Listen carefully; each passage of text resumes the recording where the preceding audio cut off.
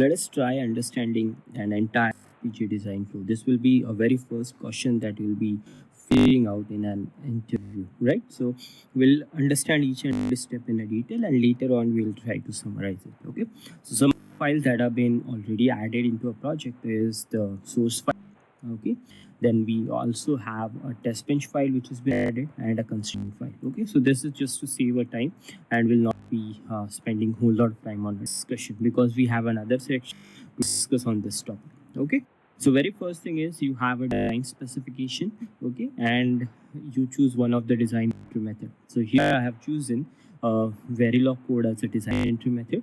Okay. So first thing is you add a source. Okay. Or specify your design. Okay. As soon as your design is ready, which is an implementation of a simple AND gate, the next thing is to form the functional or a behavioral simulation. So that is first check that we always do just to verify whether it is working as we have developed it for. Okay. So since this is an AND gate, so the first thing that we will do is to verify its functionality. So that can easily be done by performing a simulation. So you'll be finding that the project manager has been arranged in a Vivad such a way that it follows an exact FPGA design flow. Okay. First two tabs are used to add a design or create a design, and then the rest of the process follow a normal FPGA design flow. Okay. So we'll perform behavioral simulation. Okay. So after your design is ready, okay, the next thing that you always do is to perform a functional verification. Now this process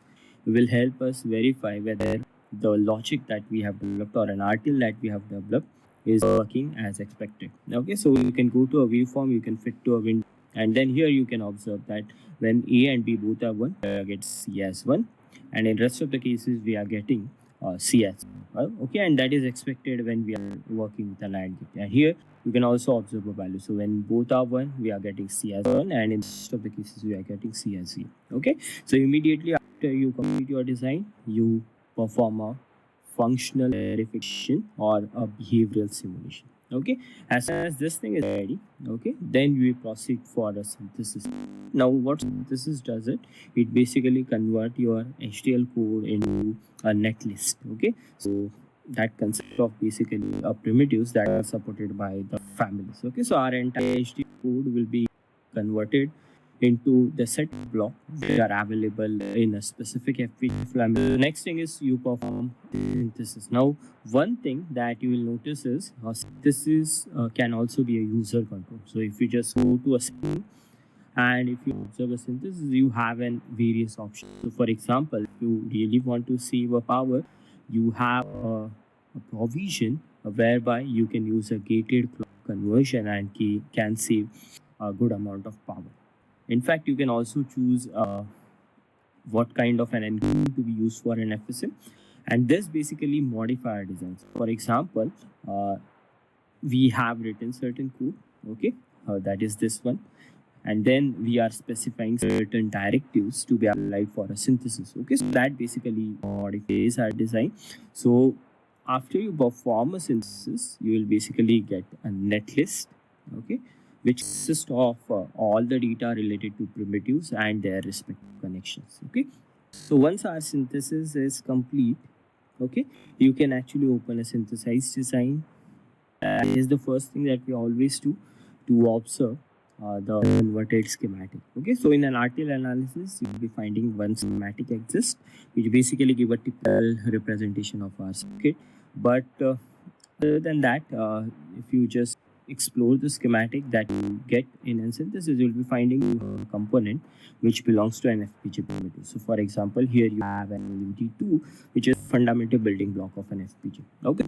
In a simple way, what synthesis do is it converts our HTML to something that an FPGA understands, or we have a certain set of libraries which consist of an primitives or a block which can be implemented on an FPGA. So synthesis is the process of converting an actual value to primitives which can be then downloaded or programmed on an FPGA, right? We can also report a power and then we can have a comparison. So for example, what is an advantage that we get when we apply certain power directives, right?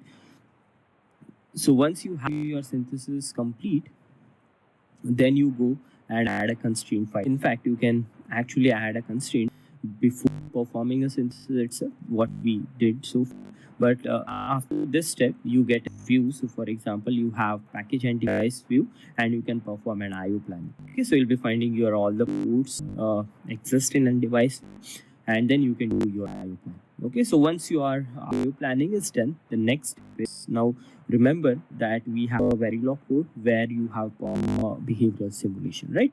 Now we have applied certain directives, and in fact, our Verilog code is now being transformed into an FPGA primitive. So the next important step must be that you again perform a behavioral simulation, and you'll be immediately noticing that if you now go to a simulation, the two tabs which have been hidden. So for example, these are not seen when we have a design and we haven't performed a synthesis. Okay, so when you perform a synthesis, these two tabs are been visible.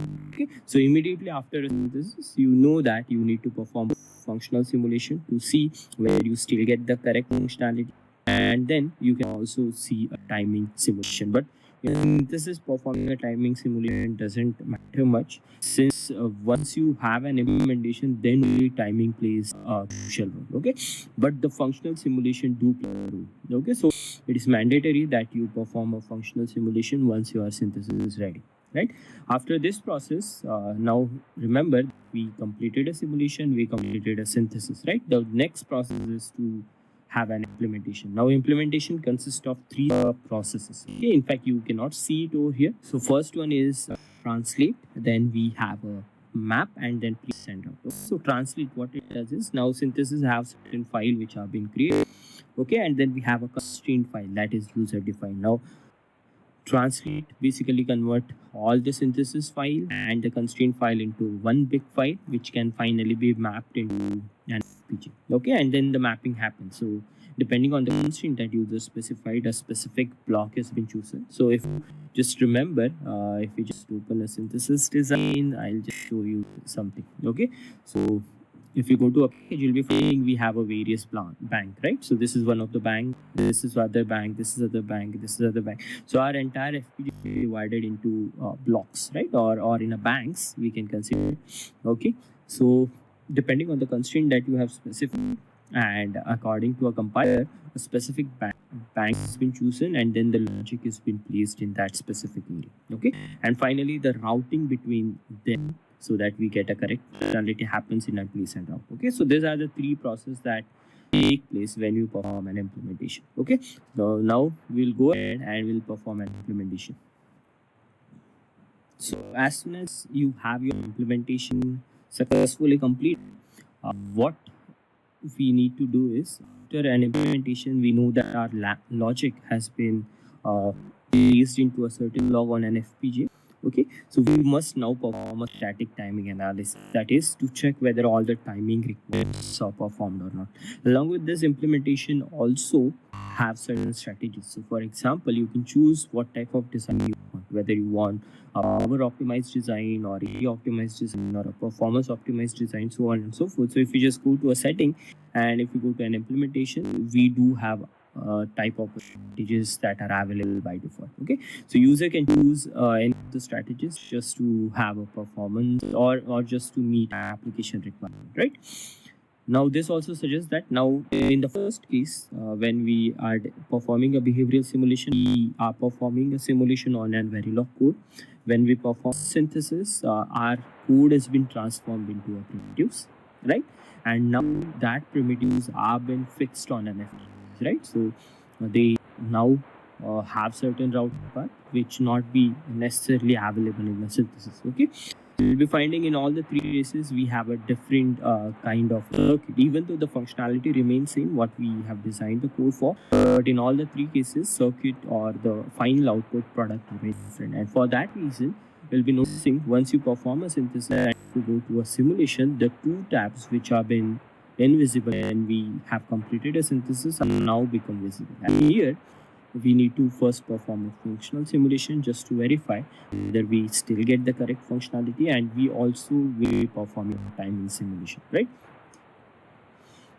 If you just go to an implementation and if you just analyze a report, Okay, since we haven't utilized timing clock over here, so you won't be finding any report, but you get an actual summary of timing. Okay, and there we decide whether our timing requirements are matching or not. Okay, so once you have an implementation ready, the last step is to generate this. Now this will give us a bit file that will be programmed on FPGA. Okay, and finally you can open an hardware manager that allows us to easily communicate with an FPGA to download a programming file. Okay, so this completes an entire process. Now you have your design that has been working fine on an FPGA, but if it doesn't work as expected, then you can actually add an in-circuit debugger. Okay, so we have an integrated logic analyzer, so that you can actually attach to certain net and analyze their functionality. Okay, and then debug your design. So once you complete an entire process, the last step, which is not always mandatory, to have an debugger placed or an hardware debugger placed in an design. Okay, and hardware debugger, we have a two popular code. One is an VIO, okay, which can be used to trigger an input, and ILA, which can be used to capture an output. Okay, so ILA do not trigger any of the net, but we have a capability to trigger a net, whereas ILA have a capability to capture the signal, and these two can be utilized together to debug your design. Okay, so this completes an entire process. We start with the design. Okay, specification, we specify everything in a Verilog or a VHDL. There do exist other methods. We perform a behavior simulation just to check whether our design is working functionally correct. Then we proceed with the synthesis that basically convert our Verilog or a VHDL code to the netlist, okay, and the primitives. After we complete the synthesis, we again perform a functional simulation, then proceed to an implementation, okay, and after an implementation, we perform static timing analysis just to see whether we are meeting timing constraint. And after your implementation is complete, you can generate a bit stream. Finally, using an hardware manager to download a program on an FPGA. If the circuit is not working as expected, then you can use an intermediate debug code. Okay, you can add a debug code in a design such as IRA and a VIO, and then you can perform a debug. Okay, so this creates an entire FPGA design flow.